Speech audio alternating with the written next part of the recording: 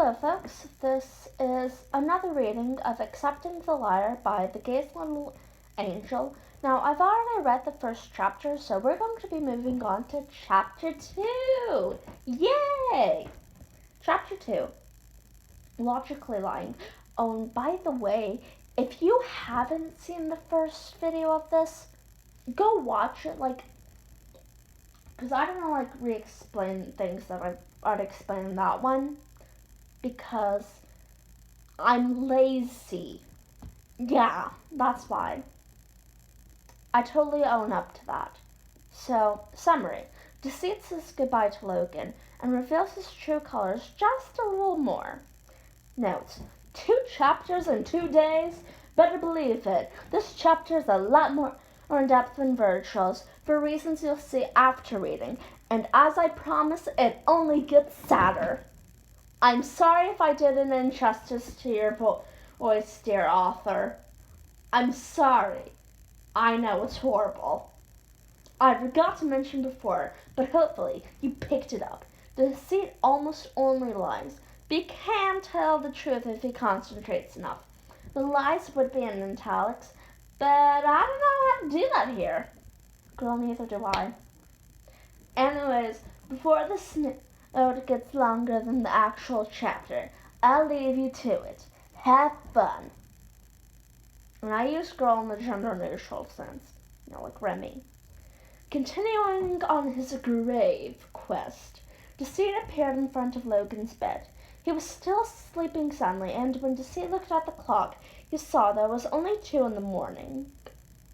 Wait, he's continuing on his grave quest. His grave quest. It's funny in hindsight. Well, thank you for not making this easy for me, Logan.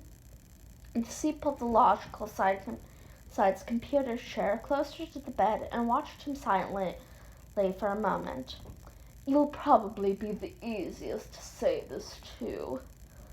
Out of all of you, you're simple. At least you're simple when it comes to me. It's comforting, really, to have someone who hates you completely. Honestly, I'm sure you're the only one who'd approve of this after all. My existence hurts Thomas. It's only logical. Logan groaned softly and twitched in his sleep, maybe from hearing his function said aloud. Deceit froze and waited for him to still, before continuing quietly. What use am I, really?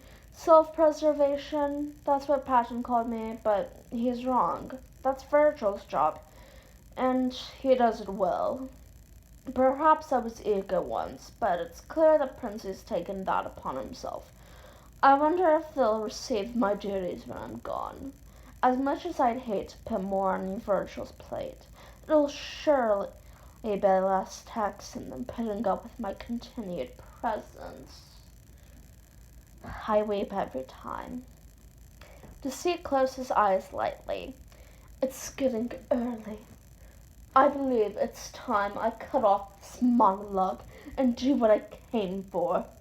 In less than half the time it took for Virgil, Deceit erased himself from Logan's mind. Goodbye, curiosity. And that's the end of the chapter. So I'm going to should I continue it? No, I'm going to end it.